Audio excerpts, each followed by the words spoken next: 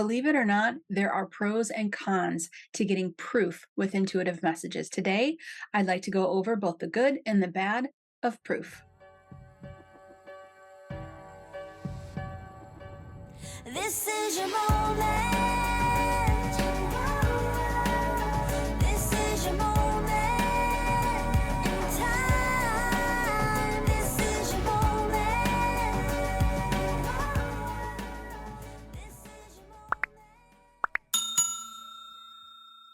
In one of my recent videos, I was talking about how I opened up intuitively, how at the age of 32, I went from a complete skeptic to an open psychic medium. This was done through communication with my grandmother who had passed and in turn showed up in spirit form. And I was covering this transition that I was walking through and what it really took for me to get on board and actually believe what was happening to me was real, that I had a role to play in it, and that this was actually possible to have a highly accurate intuition was possible. Intuition was real. Mediums were real, that type of thing. And in the process of walking through it, there was a moment where my grandmother gave me a significant amount of proof because I remember the day that I said to her, here's the deal.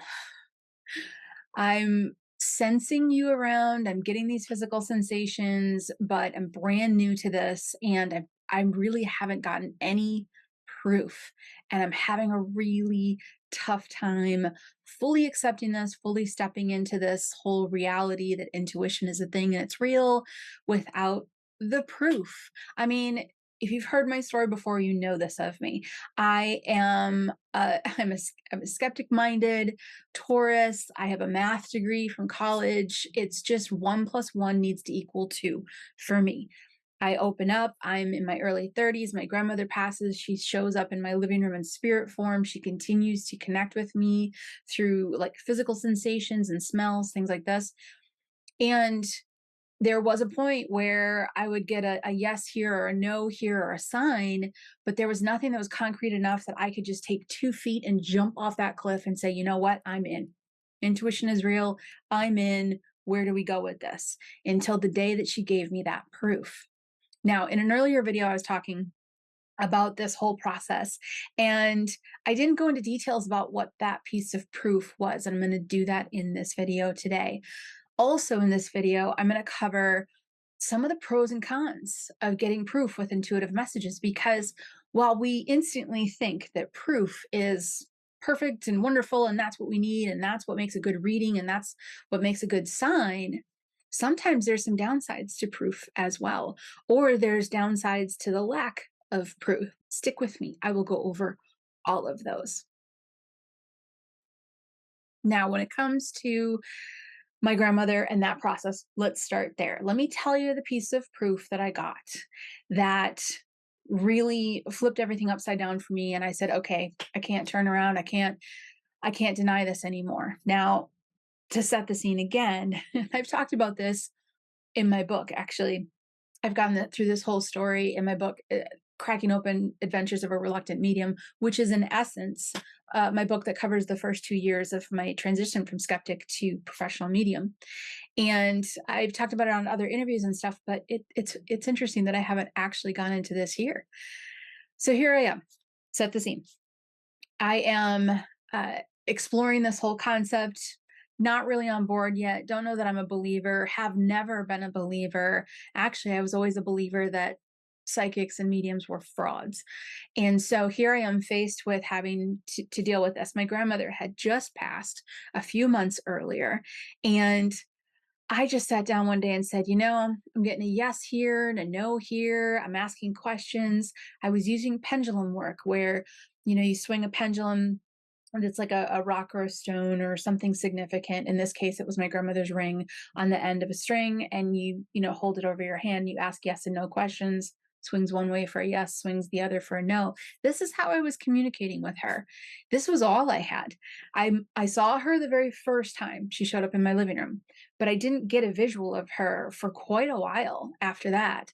After that, it was all physical sensations and this pendulum thing, this yes and no questions. I'd either smell her or feel her around me, and I would start to ask questions. And the questions were, every now and then I'd get a little bit, but not a lot. And I finally remember I was doing errands and it was just me that day. I had 2 young kids, but it was just me because I was gonna get a lot done. And I was doing errands, and I remember thinking to myself, "Grandma, if you can hear me, I don't know how long I can do this. I really don't. I feel crazy. I feel like, you know, if this isn't real, if this is my grief that is creating these sensations within me, which is a chance. It definitely could be. If I'm making this up out of grief to calm myself or soothe myself and make myself believe that you're still really there and that there might be something after someone passes, if I'm doing this to comfort myself, I got to figure something out. And, hun, if you are there, grandma, if you are there, please help me. I need proof. I need proof because I'm teetering in and teetering out here, and I need to be not on the fence anymore. I need to either realize that this is absolutely real, or I need to jump back off this fence, talk to a psychiatrist, get some help with my grief. I'm raising 2 small kids. I really need to figure out which way this is going to go. So that same day, I got this sensation and it rolls through me, right? And many of you, I know you probably experienced it. It's like goosebumps, but times 100. It's this whoosh kind of sensation, and the world kind of, it's almost like the world sort of wants to fall away, because you all of a sudden you get really inward focused on this physical sensation, and I felt it, and I knew it was her. I was hoping it was her. I was still trying to figure out if it was really her or not. But I knew that that was my sign. That was my pattern that I had established over a few months. It was my sign. I said, okay, I think that's you. All right. I remember pulling over in the car. I'm like, this is it. I'm going to get a really detailed message. And then when that detailed message doesn't come true, this is all done. Wrap it up. I'm going to get back to my life. So it took about 20 minutes because if you've ever played the yes and no game, trying to, get down to details with just yes and no questions, it takes a while. So it took about 20 minutes. I asked yes and no questions about, is it family? Yes. Is it my dad, my kids? No. My husband? No. My mom? Yes. So this is how I worked with the pendulum. And I got it all the way down to this final message that my mom was going to need financial help, but that I wasn't the one that was going to help her. Someone else would, a friend of hers would. And I thought, okay, I mean, my mom deals with, accounting stuff. She likes to go to the casinos, so money transfers have happened in the past. This is good because while the first part of this message is something that is very possible to happen on any random day, the second part isn't usually the case. I'm the one that usually, assists with anything like that. So I said, okay, well, this message is strong enough. Went on with my day. Not long after, I get a phone call, and it's from my mom. And I was like, all right, that's a little spooky. To the phone, I was like, what's up? And she said, hey, okay, so I need you to go to my bank and or go to your bank and get cash out and bring it to my bank and put it in my bank account because I'm having trouble accessing the money that's in my bank account right now. And I need some cash put in so I can access. It's fine. It's fine. I said, all right. So drove to my bank and I got the cash out and I'm driving to her bank. And in my head, this is what's happening. I'm thinking to myself, number one, it's spooky that this happened so quickly after I got that message. I mean, like same day quick, weird, super, super spooky. However, this is where I'm toggling. This is my fence, right? However, this isn't a huge stretch, right? It's not like it hasn't happened before. It's not a huge stretch. Like I said, there's always dealings in the financial world. Now, if you're wondering why I didn't use my smartphone, it's because this was like back in 2005. So go back in time. And I'm like, all right, all right. So I'm driving to her bank. I get to her bank. I pull into the parking lot. I pull into the spot and I reach for the door to go into her bank to deposit the cash, and the phone rings again. And she says, hey, hon, I want to catch you. Thank you for doing this, but I'm not going to need you to do it. My friend Lisa already did it for me. She already wired some money. And that was it. That was the day that I went, okay, I'm on board. I'm on board. This is something, number one, that's never happened. It's something that happened within 24 hours of getting the message. And it's so detailed that I can't deny it. And that was the day that I never looked back. That was the day that I said, okay, this is real. This is really her. And now I need to figure out how to hone my intuition so I'm not pulling over in random parking lots using a pendulum for the rest of my life for 20 minutes at a time. And that was where it all started. That was the beginning of the teachings of the Sage Method. That was the beginning of me honing my intuition and stepping into becoming a professional medium. That's literally where it all started. It was that day. Now, here's the thing about proof. And first, I'm going to talk about it for yourself. And then I'm going to talk about it for others. So, for yourself, here's the thing that I learned about proof. And I dove into this on in other realms and research and things like this. I didn't do the research, but I read up on other pieces of research on this because I'm just kind of nerdy that way. I love research. And for me, I realized just witnessing what happened when my mind said, okay, I'm open to this. I am on board. This is real. Here we go. When my mind did that, my intuition skyrocketed. And not like I was just trying to make connections with things that seemed to be good connections or, oh, look, a bird, it must mean this. Like, that's not how I was functioning. I have a level of proof and it's like up here. And the signs and the symbols that I get, while some of them are generic, a lot of them are very detailed and very detailed information that end up being, you know, very accurate. However, those didn't really open up to me until I stepped into this and said, okay, I have faith. I trust and I have faith, and this is real. Now let's explore it.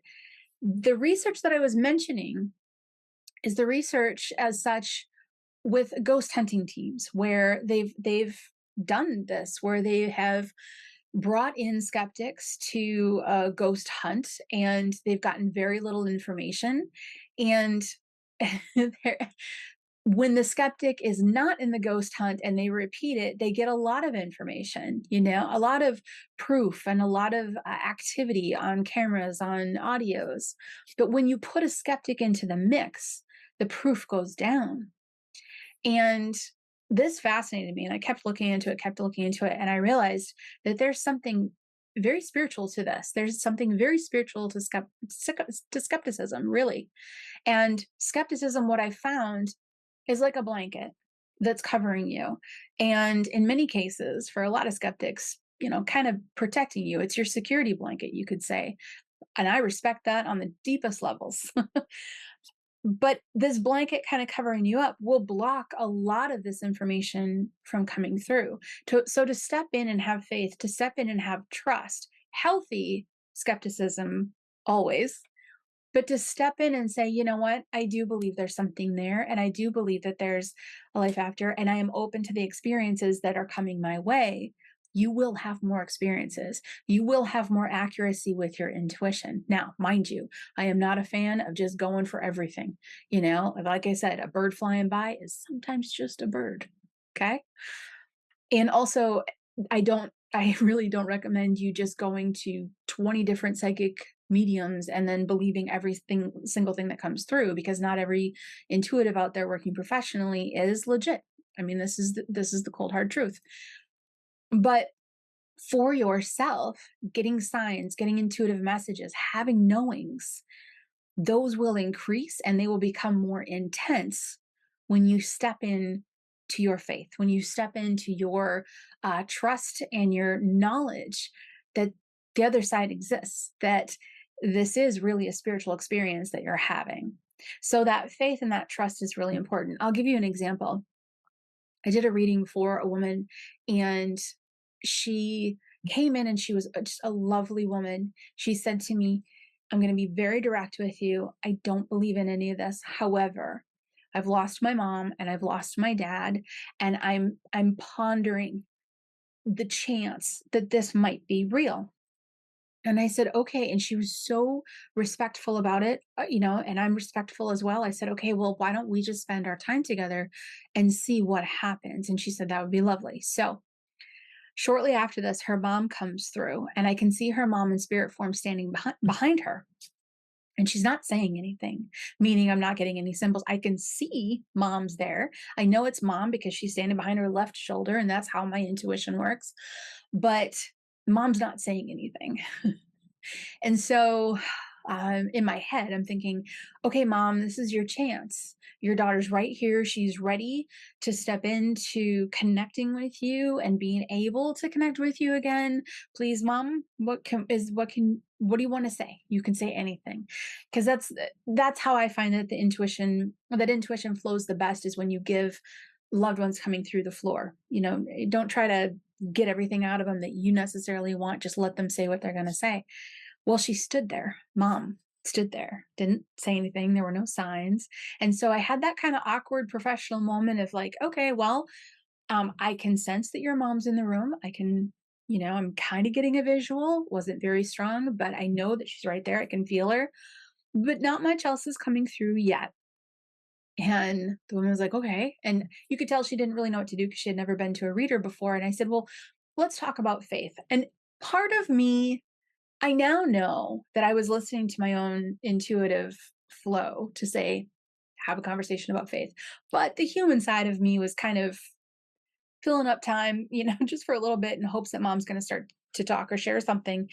And I was feeling just slightly uncomfortable because I wasn't really getting anything from mom. And I said, let's talk about faith. Let's talk about, what that means to you and not faith in religion, but faith in trusting that mom's there or dad's there, that there's something on the other side. What does it mean to you to step into that belief? And we had this really cool discussion, me and this client that was sitting in front of me. We had this beautiful discussion about what trusting meant and what it would mean if they were still there. And what it would mean for her if she let go of her skepticism. And again, being a former skeptic, I respect this beyond respect. And finally, I'd say about 10, 15 minutes into this conversation, now I'm engrossed in this conversation with this woman. And I know mom's there, I can see her, but there's nothing really coming through. So I'm really like having this one on one beautiful conversation with this woman. And the woman says to me, you know what? I'm going to try this.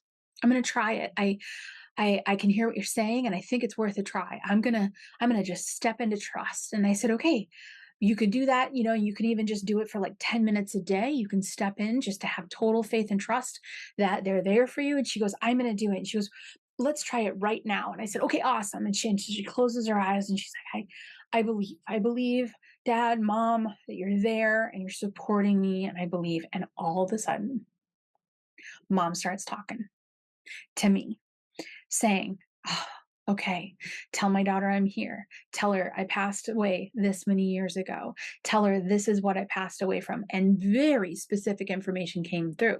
Now, mind you, any intuitive that tells you I get super detailed information all the time and it's always super detailed information might be, pulling your shoestring there a little bit because it's not that way. Sometimes it's very detailed information and sometimes it's not. And I'm going to explain in a minute why that is, why the proof is sometimes strong and sometimes weak. But in this situation, I guess I'm going to kind of inadvertently explain why the proof is strong.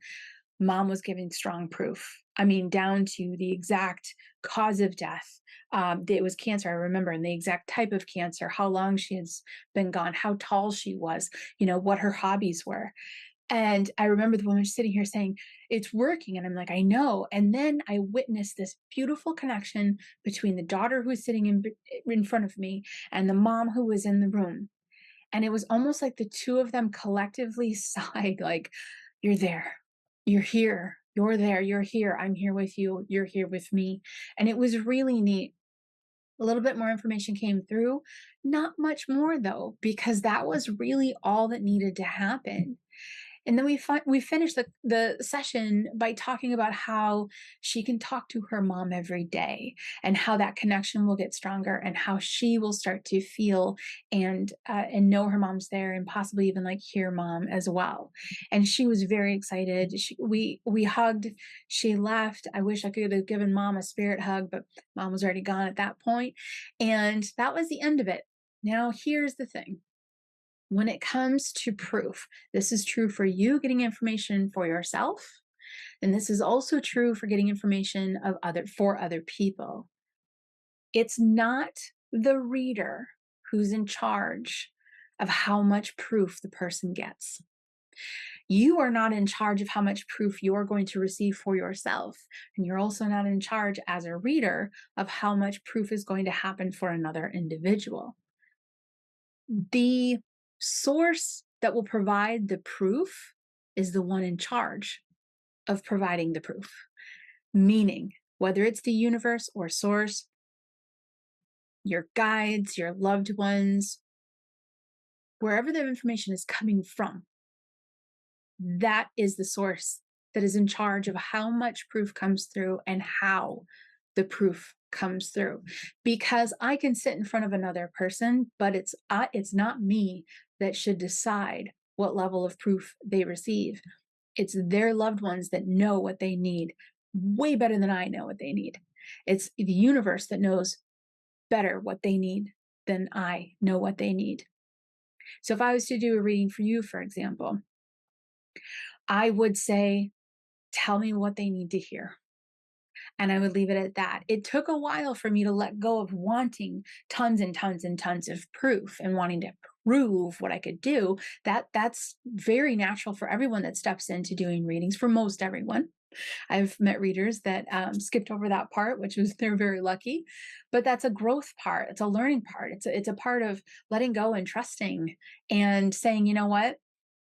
I don't know what's best for the person sitting in front of me, but spirit does. And when you do that as a reader, that's where all the good work really pours through, because you can do a reading where you might translate it as kind of vague, but to the sitter, the person receiving the messages, they translate it as very solid, because you could say something that you think is a symbolic, vague message, but it's not symbolic or vague to the sitter at all. I could say, all right, I can see your dad. He's driving in a car and he takes a left turn. And he said, and that was pretty much the end of his life. And he passed after that. He passed because he took that left turn.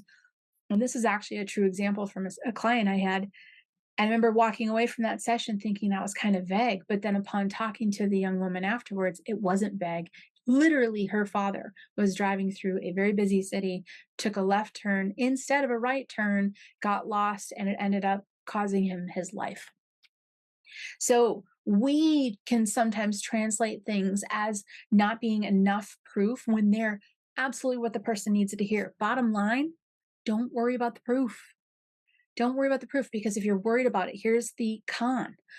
There's pros of proof, which are great. It can help somebody in their moment that they absolutely need to hear the right thing, and they can wake up and pay attention and go, okay, awesome. Proof can do that for somebody.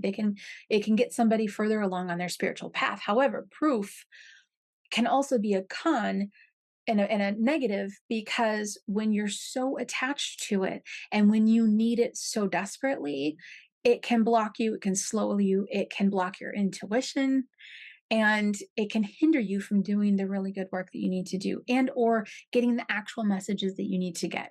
Because sometimes we need to get a vague message. Sometimes it has to be vague, because the process of stepping into that direction and going, I think it means I'm going this way, the experience of going this way, the experience of kind of blindly walking that direction because you think that might be what the message was, that actual experience is the experience you're supposed to have. Far beyond an experience of like, go here at this time and talk to this person.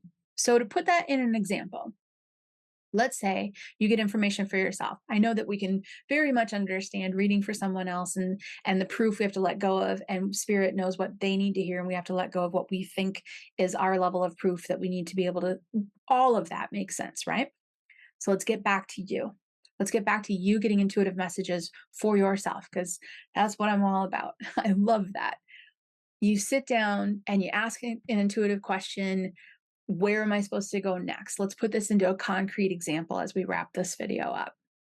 You sit down and you talk to your guides or to your loved one or to source, whatever source is strongest for you.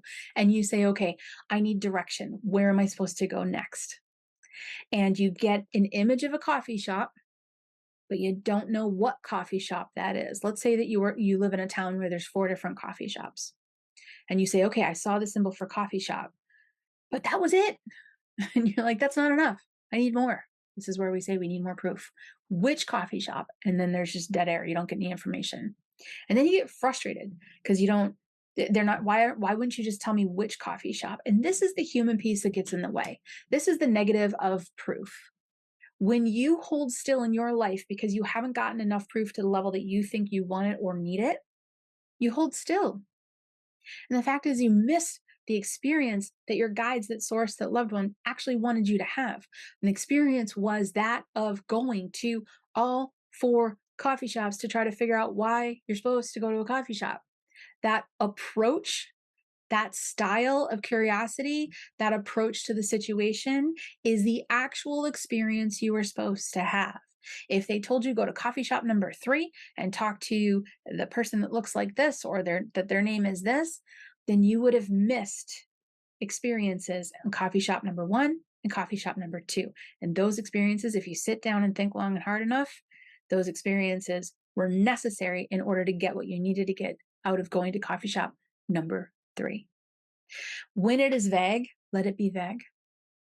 When you don't get the answers that you want, let yourself not get the answers that you want or you think you need. When you are supposed to get the answers that are packed full of proof, they will come in so strong, you won't be able to deny them. You'll just be like, yep, that's it. I got it. That's the proof I needed. There it is. And that is the best way to navigate proof. To say, hey, I could really use a sign. And then let go of how strong the sign comes through. Hey, I could really use a message. And then let go of the quality or the level of message that comes through and receive what you receive. Follow that guidance and follow your intuition. But letting go of how much proof there is going to actually open you up to more proof. Because, like I said earlier that my bar's up here, I get it. But when something comes in down here, I listen to it as well. If I see a little dandelion, I say, oh, thank you for the message. Not a lot of proof in a message of just seeing a little dandelion. But when I'm in my travels and I land at a particular location and I go, I don't think I'm supposed to stay here. And I get out of my car and I look down and there's like 200 dandelions. I think I'm supposed to stay here. Got it. Let the proof be in the process as well. So, proof is wonderful. It's great. I love it. It's delicious. It's like cookies. I get it. It's fantastic. But sometimes when we don't get the proof we need, that's actually what we need. And let that be okay. Continue to have fun, to watch your path unfold. And eventually that'll turn into proof. So even if proof isn't proof in the beginning, proof will be proof at the end. So let go of when you get the proof. Enjoy the process. Tap in, get those messages, and be grateful for what comes through. That's where everything starts to open up. You got this.